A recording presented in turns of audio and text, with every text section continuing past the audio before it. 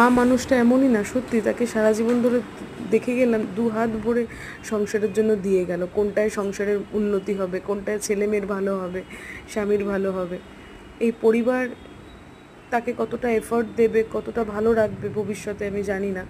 কিন্তু ভয় হয় যেন ঈশ্বর তুমি এই দুটো মানুষকে তুমি ভালো রেখো, কারণ তারা এমনই মানুষ। আমার মা এমনই একটা মানুষ যাকে পরিবারের প্রত্যেকে ভালোবাসে। পাড়ার আত্মীয় স্বজন, আমাদের স্কুল কলেজের বন্ধুরা যখন বাড়িতে আসতো, মায়ের হাতে রান্না খেত এবং মা এরা একটাই কথা বলতো, সত্যি অনেক ভাগ্য করে এরকম মা পেয়েছিস। এবং সেই কথা শুনে কোন ছেলে মেয়ের না ভালো লাগে বলো তো। আমি শুধু ভাবি আমার মাকে আমার পরমায়ু দিক, এবং এই মানুষটাকে যারা ভালোবাসতে পারেনি বা যারা ভালোবাসতে জানে না, তাদের ভেতরের তাদের হৃদয় বলে কোনো বস্তু নেই, তারা ভালোবাসতেই জানে না, তারা মানুষই চেনে না। যে চেনে সে তাকে হৃদয়ে জুড়ে রাখবে, যে চেনে না সেটা তার অসফলতা।